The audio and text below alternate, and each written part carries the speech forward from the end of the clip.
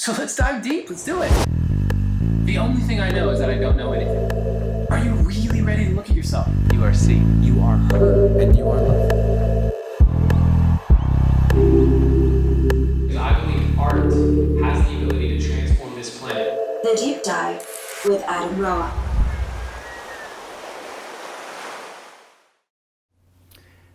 What's up, deep divers? Thank you for joining me. My name is Adam Roa, sitting here with Jen Equer, Doc Jen Fit, as I knew you before I ever met you.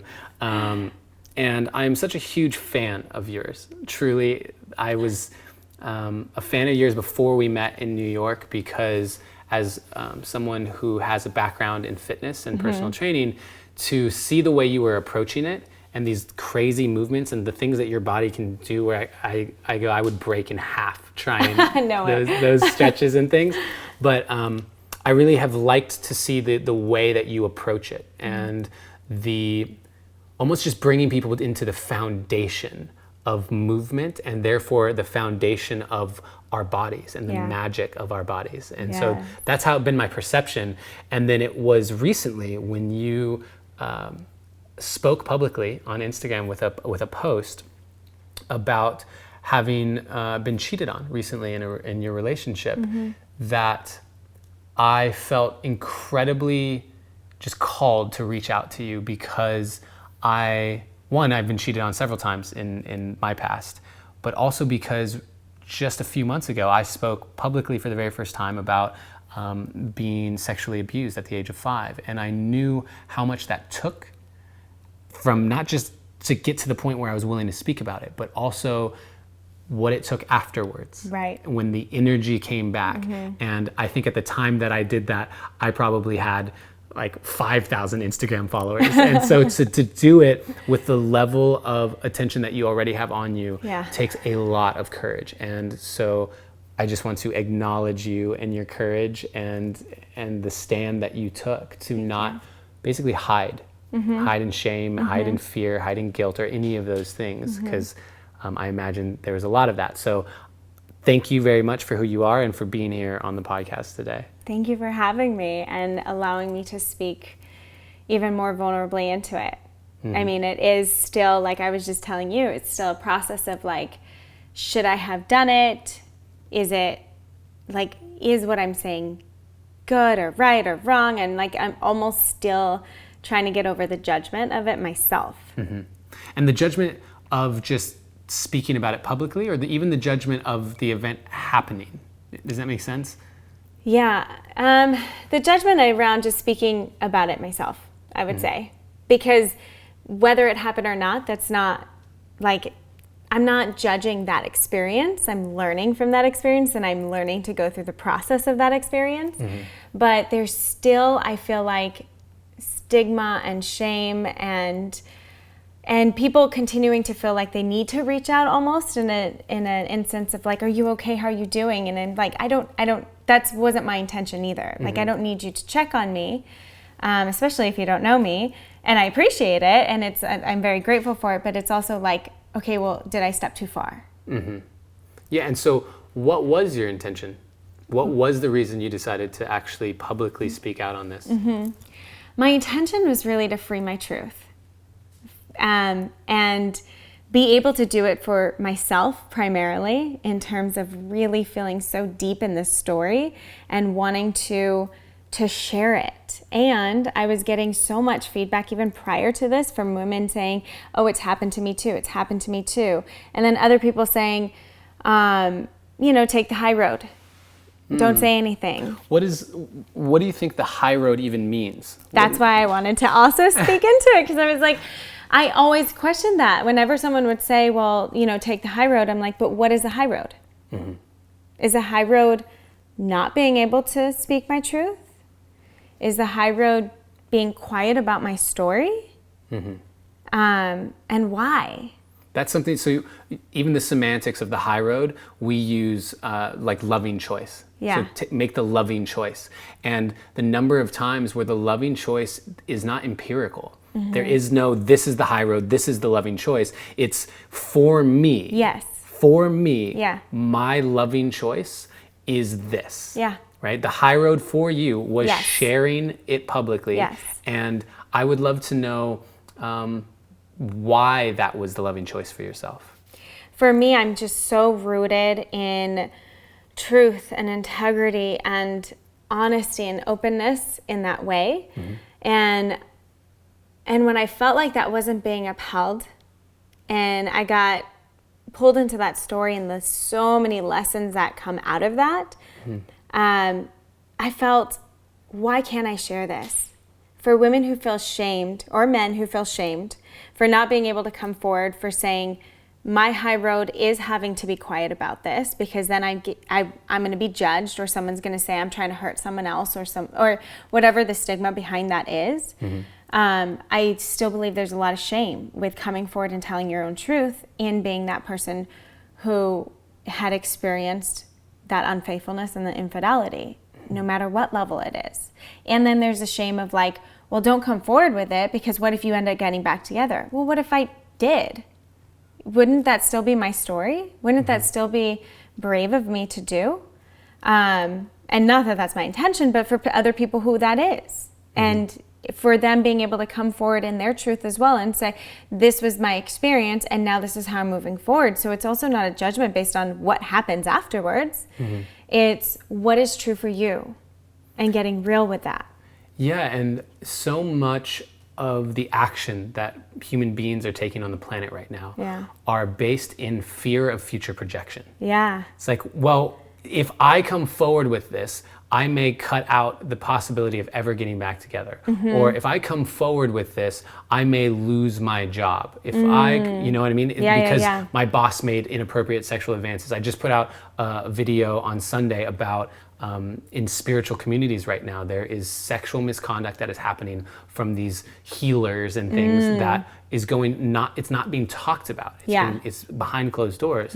And in general, I can't think of an exception to this, but I believe that open conversation, open dialogue is the solution to so much, in the sense really of or is. not even the solution, but it's a necessary component to the solution. Until we're able to actually communicate openly and transparently about what's going on, we're never going to actually be able to fix an issue, because inherent in the fact that we don't want to talk about it is shame or guilt or fear. Totally. 100%. And then where are we actually holding people responsible for actions and things that are happening? And where are we holding ourselves responsible if we're not really going to open up and talk about it? And then how do we give permission to other people to then share their experience, or maybe even not have to experience that level of hurt and learn in a different kind of experience? Because I think there's also levels to hurt, to healing, and to learning, and to growing.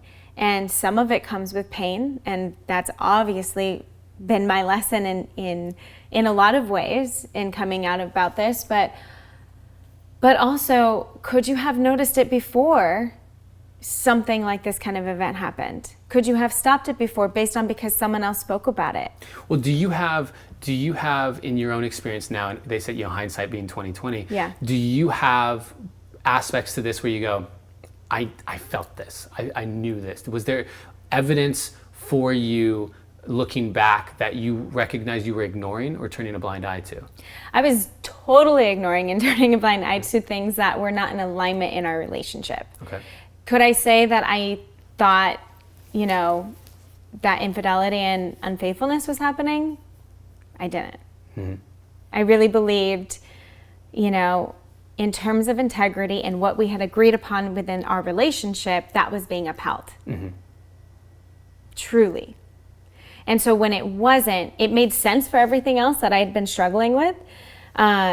Because you were able to say, oh, the reason why I was struggling with these things was because there was a misalignment, and the misalignment would mean that these other things wouldn't be able to be upheld, because I was holding the relationship as something it wasn't. Is that accurate? I totally was. And I think we do that a lot in terms of like hoping for something, or living in the possibility of what something may be. Or like you said, like even coming back to fear and shame in the relationship. Like if other people were saying something's not right and something's not aligned, I don't trust, or whatever it may be, And maybe you don't want to walk away, or maybe I didn't want to walk away out of shame of like, what if they're right? What if they're right? Can I prove them wrong? Yeah, so we can take from that you're probably a pretty competitive person, in definitely as part of your personality. I guess so. Even if it's just with yourself. Yeah. Even if it's just with yourself, how far can I push? How far can I? Yeah. And we find that in incredibly successful, driven people like yourself. That's not an uncommon thing, and it can become a detriment in some ways, because we have the ability, and I put myself in this category, and I know for myself, I have the ability to use my willpower to essentially make anything I want to happen. I believe that. Yeah. And that goes in this other direction of when something may not be aligned, I can convince myself that it is. And so what would be, because as you've mentioned, so many people are sending you messages now, and you're probably even more aware than you ever were of how many people have had this experience. Yeah. And I would love to know, looking back on it, what have you learned because it's been about a month? Yeah, maybe a little over a month now. Okay. Which doesn't seem like very much time. Yeah. And so in that month, what have you learned as something that you would take forward into your next relationship that you didn't honor before? Yeah. The deepest thing that's come up for me, and it came up pretty quickly, was that I can trust myself. My intuition gets to be heard. And not just felt and like maybe questioned and whatnot, but like, no, I'm right. And I can trust that. And that's been huge for me. And I think, and I've used the excuses of, well, but I need to be more compassionate, and I need to be more accepting and open and learn and grow. And I think you can have all of that. But if there's still an intuition that's like, maybe this isn't right, that gets to be heard. And it's not that, my intuition was saying, he's lying, he's cheating, he's doing all these things. It was just saying something is not right. And that would come through for a lot of people who are listening to this right now or watching this right now. They don't even know, when you say my intuition was saying, they don't actually know what that means. Yeah. So how was that, like, how were you aware of that? I knew from the very beginning, to be honest. It was like first date I wasn't even aligned with how things went down, and I walked away like, meh. And not fast that forward to 4.5 years later. Yeah, exactly. Fast forward to 4.5 years later. It's been like 5 years since that first date, which is crazy.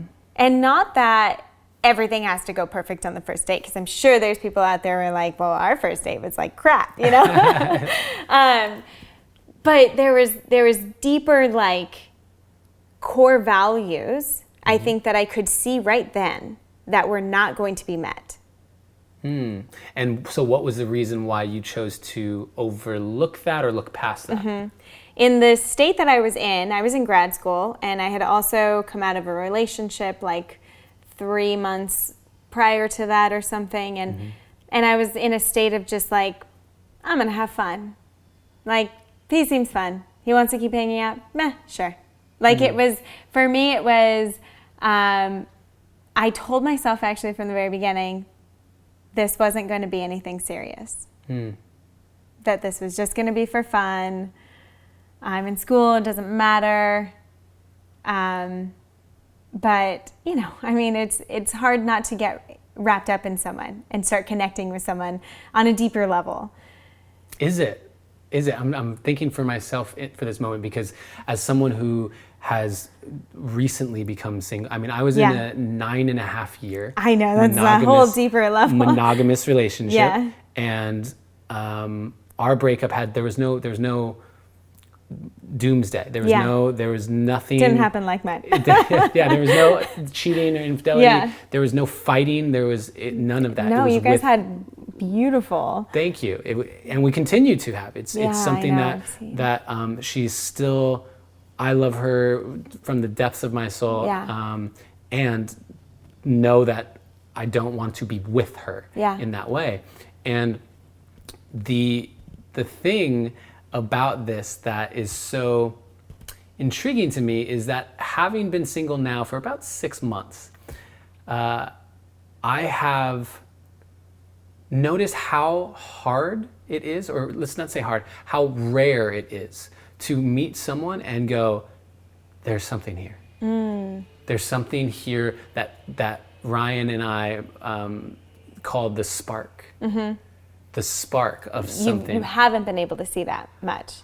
I've been able to see, so I've gone on some dates with some women and go, this person's awesome. Yeah. This person is fun, Right. intelligent, driven, successful, aligned with the mission, and I could enjoy this person's company for however long I wanted to. Like they're a soul homie. Yeah. And the spark, Yeah. that thing where my body goes, yes, Yeah. this person for some reason, is rare. I've found it to be incredibly rare.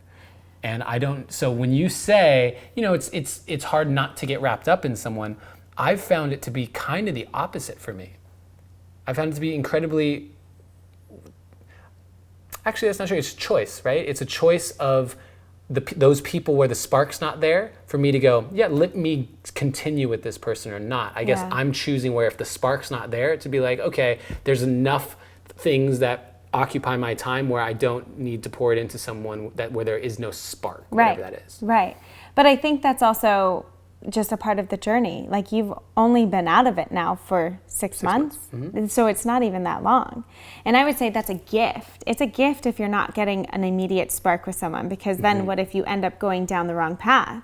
And I think that's what we misjudge sometimes. It's like, what is the wrong path? not the wrong path, sorry. Yeah. Everything I think happens for us for a reason, to learn. So good call on that one. But I would say a more misaligned path that maybe takes you away from the purposeful driven. What you're here to do. Yeah. Or what they're here to do. Like somewhere there's maybe a misalignment that is not driving them forward to their purpose. But you didn't have that immediate I didn't. Yes, you didn't. So would you say that the path that you went on then was misaligned? Yes. It was. Interesting. So what was, please speak to that. Yeah. What was the thing and where can you see that the misalignment happened? I think it's almost, again, from the beginning of just knowing, like, even, the first time that I asked him to go to my family's, and it's like, well, on a scale from 1 to 10, how much do you want me to go? I'm like, oh, wait, what? And I thought it was a joke. I was like, that's a joke, right? Because for me, my family was everything. And there you go, right there, core value. Wasn't being met. I call those deal breakers, by the way. Yeah. That's something that I refer to them as, Yeah. is like, what are your deal breakers to the point where it is non-negotiable? Because if it's a non-negotiable, if for you, for example, family and the importance of your family is a non-negotiable, then early on when you can recognize that's not a core value, it will only ever be an issue. It will become an issue at some point in time because yes, people can learn, and this is where it gets really complex, right? Yes. Because I could have an issue where I'm not maybe super connected to my family, and therefore the idea of, every holiday I'm going back to see my family without fail because that's super important to me. If I don't carry that value, I can learn to and honor that value in relationship and adopt that as a core value. And there are times in which I can't. Yeah. It's just not a part of my makeup, and that's okay. And this And is that is totally okay. Totally okay. 100%. And it doesn't go like one is right, one is bad. And that's why it just gets to be, what is an alignment for you? And what are your deal breakers, core values, whatever that may be, that you want to have like all the time in your life? And what are you going to drive toward? Because if you're not, again, driving toward the same purpose, driving toward the same deep, core values, then what are you driving toward together? And I think along the way, no matter who you're with, you're always going to continue to learn and grow and have to adapt, and things are going to happen no matter who you're with. And that's a beautiful journey. But if you're on a same mission, if you're going toward the same purpose, it's a lot easier. Definitely a lot easier, for sure. And so do you feel now, having just gotten to this place where it sounds as if more than anything, you've developed a deeper trust for yourself. Through the process of not trusting yourself, you've developed this deeper trust for yourself. Utilizing that trust for yourself, you decided to post publicly. And what has that experience been for you? Because I don't think most people actually, it's very easy for people to see that and send a message and say, thank you so much for posting this, or why did you post this, or whatever their projection is, good or bad, positive, negative, whatever. But very few people actually understand the toll. Yeah. The actual energetic price that is exchanged to do something like that. And so I would love to just give you the opportunity to speak to what that's been like for you. Yeah. I mean, immediately after I posted, I was like shaking. And some people tried calling. Some I picked up and who had been in the journey with me and like knew I was going to post or anything. And then some I couldn't talk with. A lot of text messages were coming through, a lot of DMs were coming through, and at first I stepped away from everything. And I just had to be with me and kind of let my nerves and like being in that sympathetic state and having like the shakiness in my body kind of relax. And talking with some people kind of helped as well, just to get me back to being in my body. And then I was able to dive in and look at, okay, what was the feedback that was coming through? And most of the feedback was all people, because I opened a space, they then opened their space. Yeah. And so I'm not just getting like DMs of like, thank you. I'm getting stories. Life stories.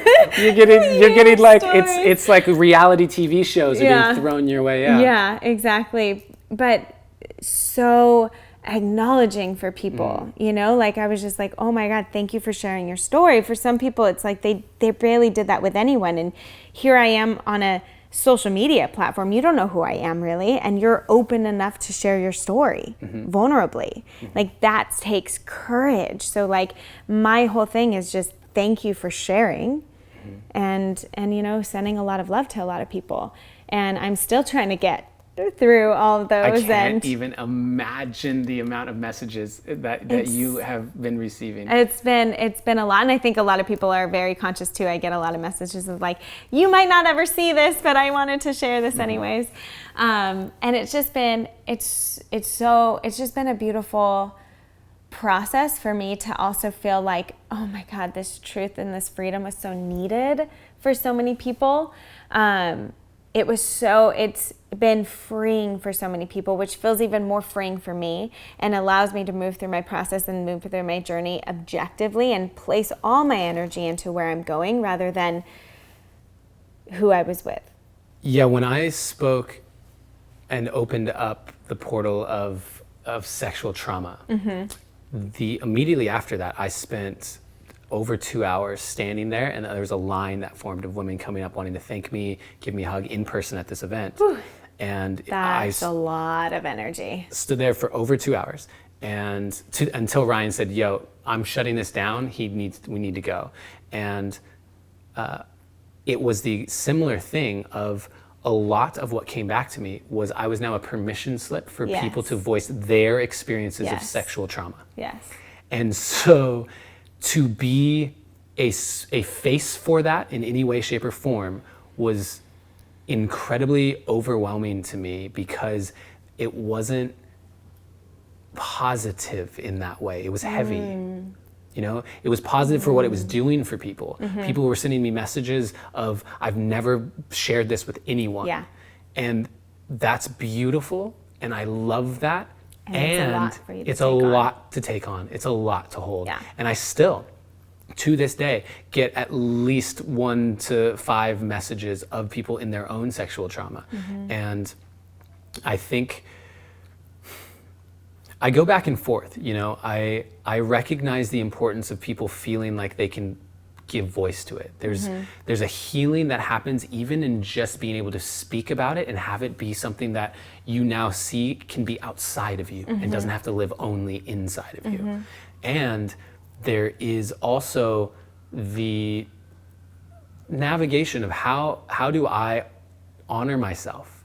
How do I give myself the space for my own healing? How do I give myself the energy necessary to show up in my highest every day without being just depressed by all the stories that come through and take on all that energy? And so I'm curious, even personally for me, if you've noticed ways in which you've been navigating that have been really helpful for you. Yeah, I think for me, being able to acknowledge their story and just say thank you for it and not taking it on, not saying, oh my God, let me go into this with you, let me talk with you. For me, I allow them to keep it, if that makes sense. And I feel like it would be different in person, because I know, like, even just working with my clients in person, that's a lot of energy. While they're hugging you and crying. Yeah. You're like, thank you. That's a different kind of energy, for sure. That's super, super heavy. Yeah. So when it comes through as a message or an email or anything like that, it's easier for me to not take on that energy and to be able to just thank them for the experience. And then I also know when I need to step away from social media or from emails or anything like that that's coming through.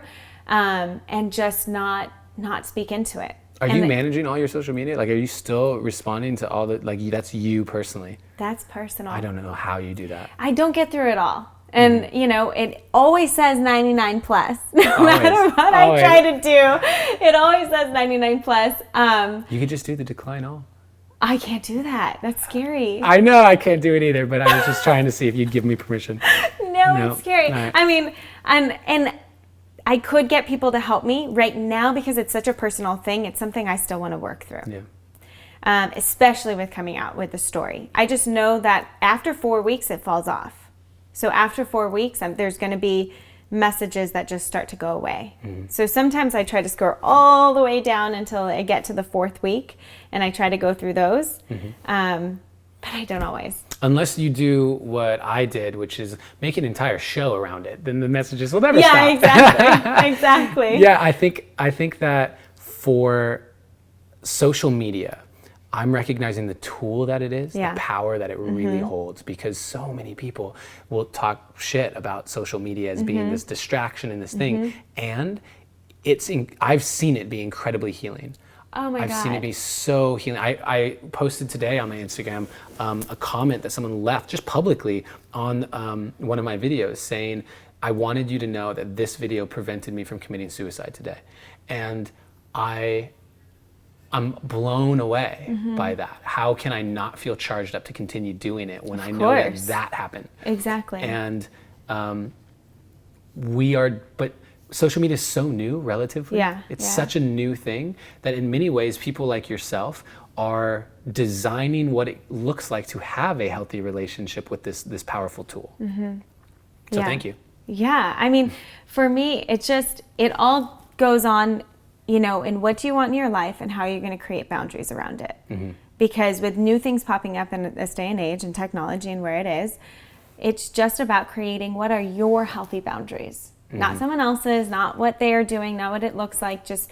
And for some people, that's answering no messages. And that's but for me, I'm like, but what's the feedback? Like, am I helping? Am I hurting? Am I giving value? Am I not? I want to see those messages because I need to know that I'm actually doing something that is helping people. And what's funny about that is you also don't. You don't. You know what I mean? Like your intuition, and going back to what you said, going back to your intuition of just relying on that. I can rely on myself. I can trust that I'm coming from love. I can trust in my expertise around also movement and all of that. And I can trust that I'm a good person, and I can trust that I'm doing the best I can. And I'm going to put that out and trust that I am enough in that, and I don't need the feedback. It's true. And the feedback can be incredibly helpful for a lot of reasons. I love the feedback. Helpful. It's a huge part of the reason why I haven't hired anyone to do my social media. Yeah. And I just want to reflect back to you that even that is a choice. Even that is something that you are utilizing in that way. And as long as we remember that it is our choice, it doesn't take over. Exactly. It doesn't. And honestly, it's like I've met friends, I've met my relationship, I've met so many different things through social media. So I think it's harmful if you choose it to be harmful. The way that you use it. And the way that some people do use it is very harmful, and it's very hurtful, and it is just to attack and make wrong and do other things. But or it's a distraction, and it can be used as like a way to deflect from where you actually want to go in life, or it can be used as like a distraction in terms of, oh, well, they're doing that, and maybe I need to do this, and it starts being this comparison game. But again, if we start checking back into ourselves and reevaluating where we're at, then it becomes a healthy tool. Yeah.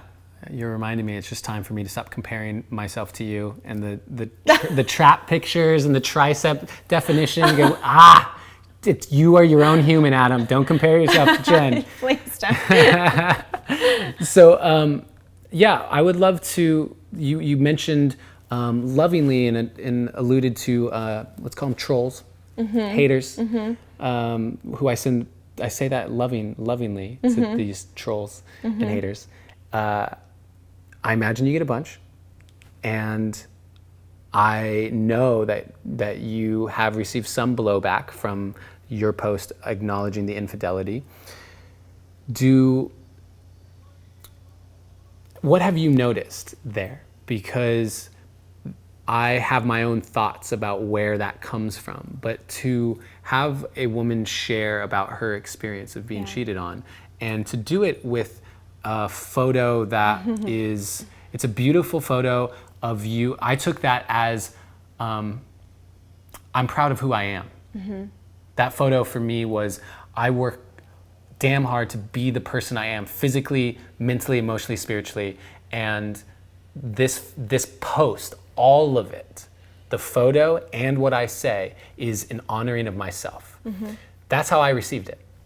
So I understood why that photo was there. And I also went, it's a booty photo in a swimsuit.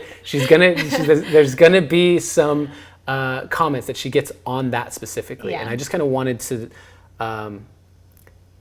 open up the floor for you to speak about some of that blowback that you've gotten. And that's what's interesting, is that most of the pushback, I think there was only like one comment, and that actually showed it publicly, and said this is why women feel shamed around it, because the comment said something about, it was, if someone cheats, it's because of you. And I said, this is why people feel shamed to come forward. And it's not okay, because we're all responsible for our own choices. Yeah, victim shaming. Yeah. So that was really, I think, basically the only one that I've seen so far. There's so many more that I haven't even gone back to, so maybe there's more negative. But then the other negative ones weren't so negative. It was more of like, well, why'd you have to use that photo? And okay, so you posted about this, but why did you use that? And I think there was like a handful that I could probably count on my hand of people who asked that question. You want to respond? I do. Gosh, there's so many layers to why I use that photo. That has honestly been saved in my favorites for so long. It was something that I even asked someone to edit, because I was so damn proud of that photo for so many reasons. I think it's a beautiful photo. I get that it looks very sexual because of the way my bathing suit is and my bottom is like out of the water. But for me, it shows me, it shows strength. I love that, you can see like glistening off of my shoulders, and the water is my muscles and my strength, and looking out into this beautiful world. And this is just like, it just embodied strength and power and vulnerability, because I've had that photo saved for so long, and I haven't been able to post it because I have felt shame around it. And so now here's this thing that I'm coming out with where I can also feel a lot of shame around. So why not freaking put that together? And I know it's going to stir it up, and I know how it looks, and I know it can also pick up traction based on what it looks like. And it just, like, when I was scrolling through my photos to say, which one am I going to pick for this caption? Like, it just spoke to me. It's a brilliant move on a very variety of levels. variety of levels, for sure. Levels. For sure. And I can relate so deeply. The guys will tell you how difficult it is for me to post photos if I don't have a shirt on. Although I live without a shirt on. Like if you come around, like putting a shirt on to do this, in many ways I'm like, do I have to? Like I just love to be shirtless all the time as a way of living. And the posting of a shirtless photo for me is always a bit of a ceremony, a bit of okay, you can do it, you're safe. People, a lot of it is I recognize that I am in good shape, so I don't want it to come across as arrogant. Right, exactly. I also recognize that there's parts of me that are still fearful of receiving any sort of sexual energy back. That's been a big part of my healing journey from sexual trauma is this not feeling safe with sexual energy. And so not wanting that to come back. And so that being a part of it, not wanting to, especially when I was in relationship, not wanting to have like my partner feel uncomfortable with what I was putting out. There's just been so many layers to that. Yeah. And one of the biggest things that has been shifting for me is recognizing that me posting a shirtless photo doesn't mean that it's sexual. Yeah. You posting a photo of you in a bathing suit doesn't have to be sexual just because it's you in a bathing suit. Right. Right. And so the people who have given you blowback, why did you have to post this? And especially it's coming from men primarily. I take that as these men are seeing that photo, sexualizing it in their mind, and then projecting this caption shouldn't go with a sexualized photo. And yet they're the ones who made it sexualized in the first place in their own mind. Exactly. And it's all based on perception and how you see it. And I know that people are going to perceive it in a certain way. People are going to read my caption and perceive it in a certain way. And that's okay. Everyone is allowed their own experience of it, and I'm not going to make that wrong or right. That's just where they're at. And for me, so I did respond to most of those, and after they saw the response, they said, thank you, I understand. Beautiful. And so and from there I didn't get pushback. Like people were very open to like genuinely wanting to know, why would you post something like that? Because most things on my page are like it's not my branding. I might be in a sports bra and stuff, but I'm not really showing my butt and showing, like, I'm not trying to grow based on what my body looks like aesthetically. I'm trying to grow based on what the body can do physically and what you're capable of moving into. Do you see yourself now as a single woman, attractive, in good shape? Do you see yourself having now just opened that up by posting the photo you've wanted to post for so long? It's freeing, it's liberating. Do you foresee any aspect of you bringing more of that into actually what you share? Probably not, to be honest. I've posted things before where it's like, I think I remember this one, I was wearing a bodysuit and I did a split against a wall, and it did show a lot of my bottom. Even though you say my bottom, I know, it's like so innocent. So my PG. Bottom. Whoops. But yeah, even that for me felt like hard to do, and I'm very proud of it, and I'm also like willing to share, like, this is my body type. And I've opened up about that as well, like the muscles in my arms and my traps and all this stuff, like, I don't lift heavy. I have had a six-pack since I've been like 7. Hashtag humble brag. Just for everyone. This is my body type as well. Yeah. And I'm very grateful that epigenetically speaking, my mom and my dad are very active and work out. My mom is super freaking active. So I got her body type 100%. And so I'm also very grateful that my mother passed down those genes that happen to be this way. And a lot of people have to work a lot harder or might not be aesthetically look like me. And that's okay. Like, and I think we get to celebrate wherever our body is and whatever it is.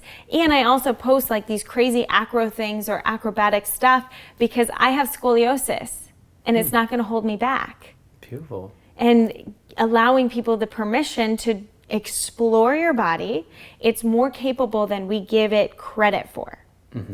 Well, where our attention goes, energy flows, right? So if we can just pour loving attention into our bodies, so much opens up. It's been a huge part of my journey over the last year specifically, is in recognizing that the body and the spiritual bodies are layered on top of each other. And as I've gone down and my spiritual path of feeling really connected to my energy body and intuition and that sort of thing, also acknowledging that any limitations in my physical body are limitations in my spiritual body. And so that being the thing that actually motivated me to start really stretching and recognizing the more flexible I am, the more blood is flowing freely through my system, the more energy is moving freely through my system, and that helps in all levels. And so much.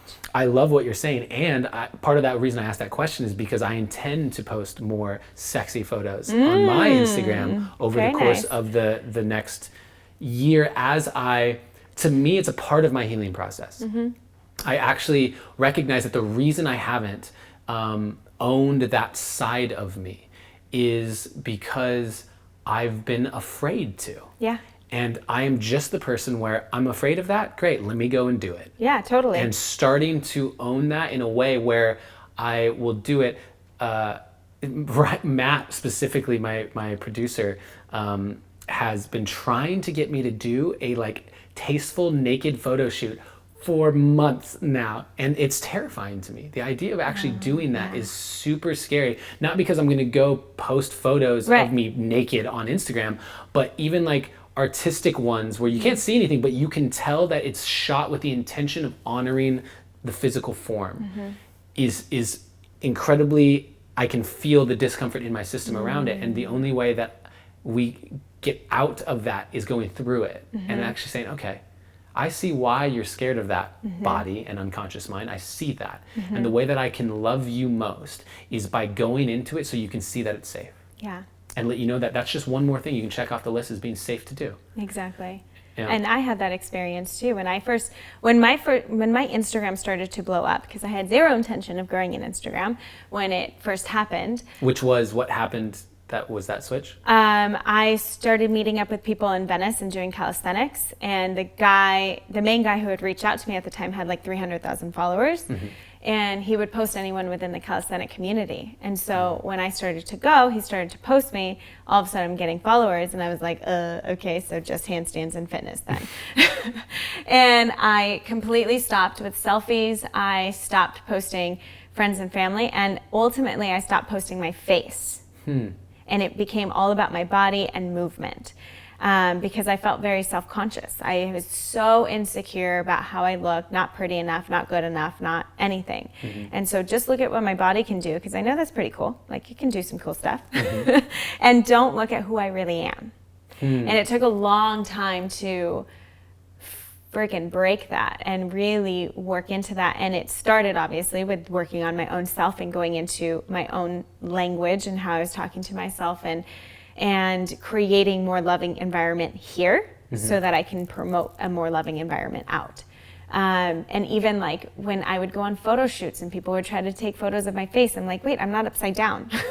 Don't take photos of me just standing here and looking at the camera. And I was always so awkward and just didn't know what to do. Like, do I smile a certain way? And I was so uncomfortable with it. And I would be like, you can take photos of my face, but I'm not going to post them. Like, I would even tell the photographer that. Wow. And you're like, definitely don't take photos of my bottom, because my bottom is off limits. Not even my butt, just my bottom. I can't even say it. I can't say butt.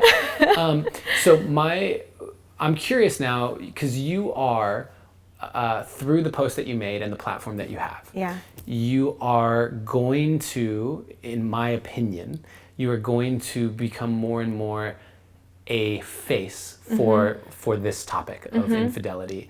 And that is beautiful, because you have everything you just talked about, the way that you approach it, the values that you hold, the not needing to sexualize yourself to gain followers or anything, coming from that place and then being given a platform of what it looks like to be a empowered divine feminine role model is great, in my opinion. I'm so grateful that this is going to happen. I see it.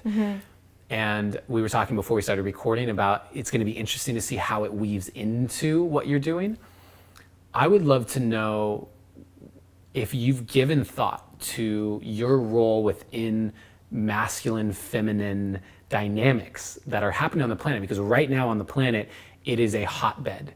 It's a very sensitive topic, the relationships between men and women and the renegotiation of how we're communicating and being with each other.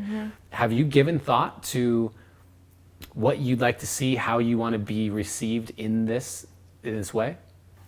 You know, I knew that when I came out with what I did, I was already prepared to be like, I'm ready to be the face that could be shamed for this.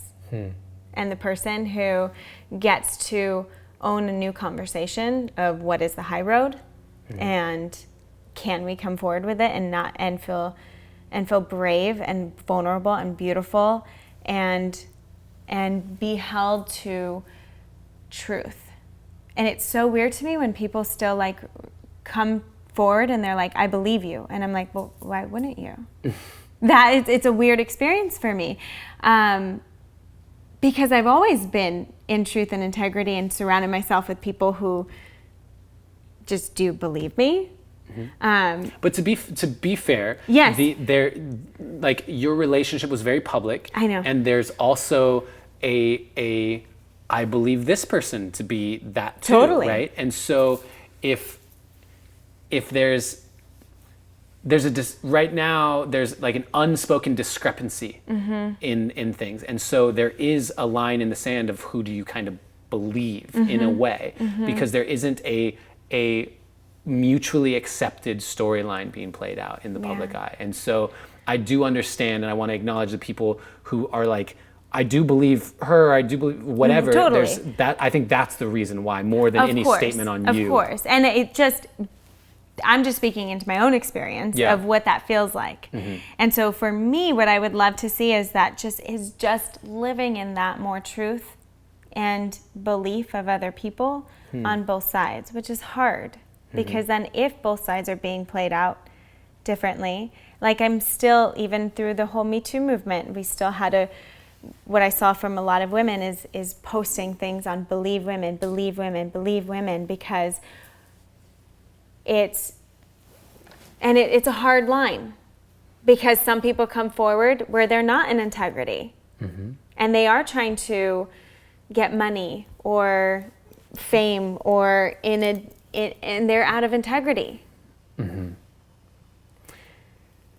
Yeah, I mean, I've seen both. Exactly. I've seen both. I've seen women come forward and not be believed because of the stature of the man, and I have seen women come forward and I'm not even going to say outright lie, but definitely misrepresent because of ulterior motives. Right. And what I would say to any women that are listening to this is there gets to be a self-policing that happens on both sides. On both sides. Yeah. Men get to hold each other accountable for the ways in which we talk about women, the ways in which we treat women, the ways in which we hold each other in integrity. For if you know that your one of your best friends is cheating on his wife, that is on you now. Yeah, and we don't want to. And it's always, sorry, I didn't mean to cut you off. We always don't. This is your platform right now. We always just want to do that, and that's also what I want to disrupt. It's like, oh, it's not my responsibility, or there's guy code. Guy code. I've heard that so many times. Get the fuck out of here with guy code. Like that idea is so outrageous that to me it's human code. We can stop drawing the line between men and women and saying, I get to honor this one sex more than the other. Yeah. No.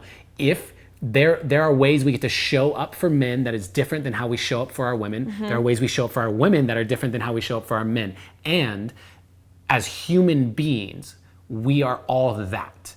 And if I can't trust you to if you found out that I was being cheated on by someone that you knew, that was one of your friends, I can't trust you, then that damages my entire relationship with the feminine. And that happened, by the way. I found out, so the woman I lost my virginity to, who I had, like, it was just everything to me. I was trying, I had this thing in my head. I've always considered sex to be a very sacred act, even at a young age.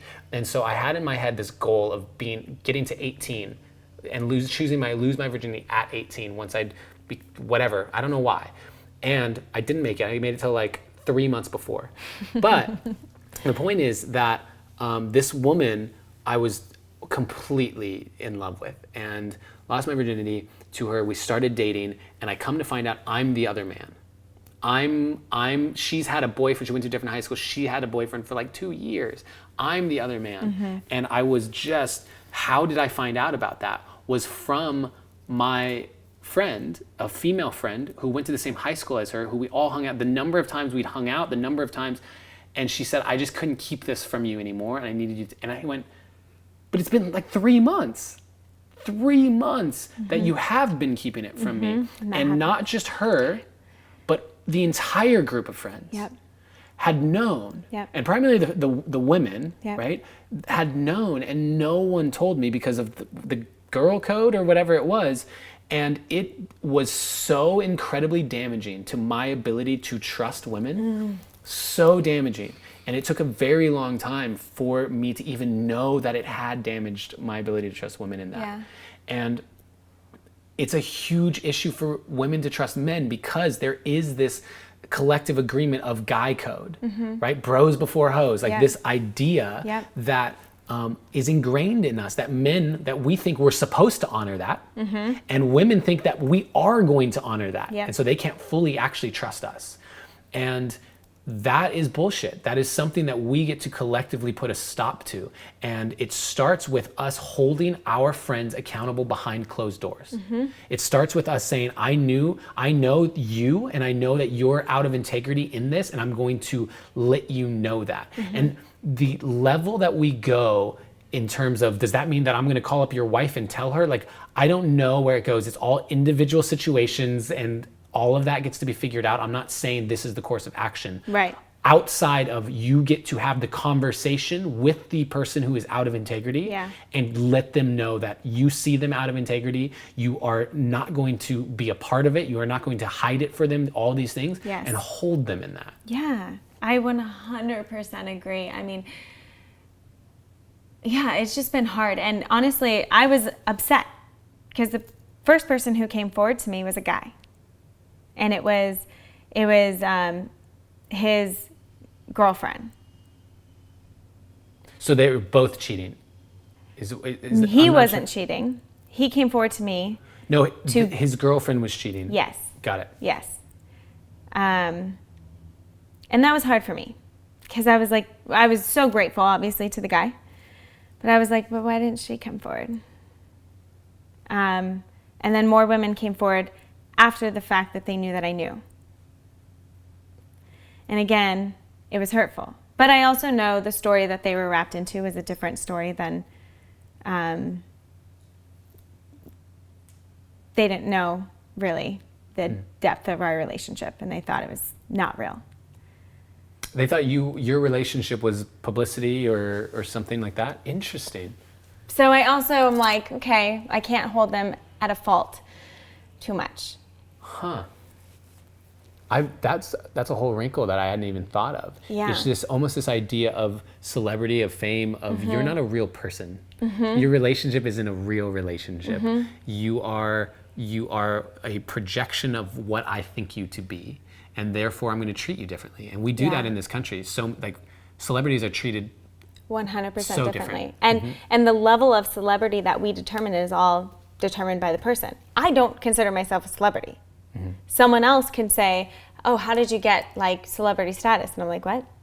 Do you have the blue check mark on Instagram? No. Wow. You're not a celebrity. Exactly. Yeah. See? That's why I can't call myself that. that is the mark of a celebrity, truly, right there. Duh. Yeah. No, but like even like, because I walk around, there's so many people with 1 million followers, like it just doesn't, to me that doesn't mean celebrity, but that's my own perception. Where someone else's perception could be 10,000 means celebrity. You know, so it's all based on perception too. So, and that does draw in gray lines and blurry lines of like, well, why would I go forward to you if I don't think it's real? Yeah, I feel as if right now on the planet, people don't know what to do. Yeah. I feel truthfully that in relation between men and women, they don't know what to do. It's what is the truth? Like, what are we supposed to do? How are we supposed to show up? How do we know the truth? But that's where it's okay to start to question things more and say, well, what is it that I feel like I'm worth? And what do I really want? Because say someone said, it's not a real relationship, we can have this. Is that really what you want? Is it really, are you worth a behind the scenes? Are you worth not being public? Like being hidden. Yeah. And it might feel good and validating for the time being because it's a celebrity type status, but is that really what you're worth? I think that for me, I'm navigating what it looks like to date women without being in monogamous relationships with women. Terrifying in a lot of ways. And breaking down all my previous ideas of what relationships had to be, what dating had to look like. And a thing that I'm recognizing and want to just pass on to anyone listening to this is that at the end of the day, all that we can do is like two things, maybe three things. I haven't thought this through, so we'll see where this goes. One is we can honor our intuition. Yeah. We can honor our intuition, what's true for us. For us. What is actually true for us. This feels good, this doesn't feel good. Yeah. And honor that. Yeah. Two, we can be authentic, transparent, and vulnerable in our communication. Yes. And just say, okay, this doesn't feel good. I'm gonna let you know Yeah. this doesn't feel good for me. And whether that's because I was molested at the age of 5 and so I have all this wounding and you posting a booty photo triggers all these parts of me, like I'm just gonna let you know that that doesn't feel good to me and that's just my truth. I'm gonna let you know that. Great. And then the third thing that we can do is make adjustments to our behavior as long as it fulfills those first two things based on the conversations that we're having. So when I'm in communication with someone that I'm dating or meeting with or even just friends with, when I'm in that conversation and I'm communicating authentically and vulnerably based on my intuition of what's true for me, and they're doing the same thing, I can now take that in and make the adjustments that feel in alignment with myself to honor what's true for them. Totally. And that's where we continue to find the overlap. And then what will happen is there will be people that we come in contact with where we go, oh, what's true for you, what I would need to do to honor your truth isn't in alignment with me. Therefore, you and I cannot be in relationship, whether that's friendship, lovers, whatever. Yep. And with other people, it's going to be, oh, that's easy for me to do. All you need is a text from me knowing that I got home after I went out to the party that you were great. I can do that. Yeah, exactly. And that's where it just being more real with yourself first and not, I think, you know, we make up stories in our head as well, or we rationalize things to say, oh, well, it's okay. Maybe I don't need to tell the full truth because they don't need to know that, or whatever it may be. Get real with yourself first in what that truth is, and will that honor the other person and show respect to the other person as well. And if that is a truth that you want to continue choosing as your truth. Yes. Because there's a lot of truths for me now that I am in the process of removing. They're not going to be who I am when I look at the design of who I want to be and how I want to show up. Yeah. And the only way we can change it if we take ownership of it as, yep, this is where I'm at now, doesn't mean anything other than it's where I'm at now. Yeah. Yeah. And sharing that with the other person, because you can cultivate whatever it is that you want in relationship. Like, truly, I think you can, I've talked with friends that I didn't know the depth of their relationship and where they're at, and I think that's a beautiful thing. And if that's what they want and that's where they're at, like, you can cultivate almost anything these days. Look like anything. You can look Especially like in LA. Totally. And I would encourage you anywhere else too. It's like just the more real, honest, and open you become, you take away that hurt and that pain from someone else.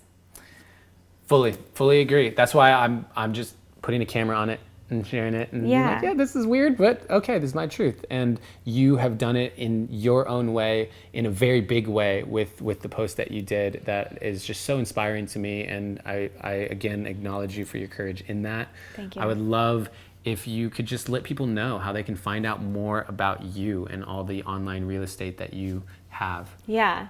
Doc Jen Fit on all platforms across the board. You know, Instagram is mainly where I'm at, and that's where you could find that infamous booty shot. Bottom shot. Bottom shot. You don't have to scroll very far. It's the only one up there right now. So that's mainly where people can find me. And again, I'm going to get back to DMs as I can.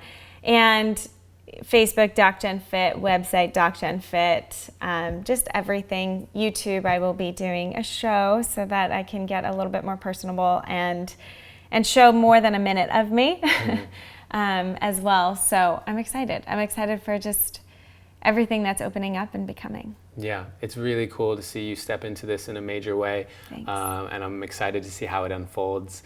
Thank you so much for taking the time to do this. I know you got plenty of opportunities, and it means a lot that you would come and share this with the Deep Dive audience. So yeah, thanks for having me on. Yeah, I appreciate you so much. And to all the deep divers, thank you for listening. Thank you for being a part of this journey. I just want to remind you that always in all ways, you are seen, you are heard, and you are loved.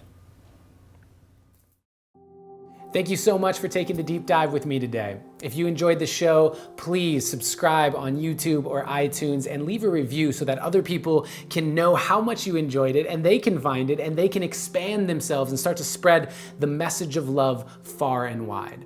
And if you want to go deeper with me, I encourage you to check out my YouTube show, The Art of Choosing Love, and the day-to-day activities that I'm sharing on Facebook and on Instagram. As always, in all ways, you are seen, you are heard, and you are loved.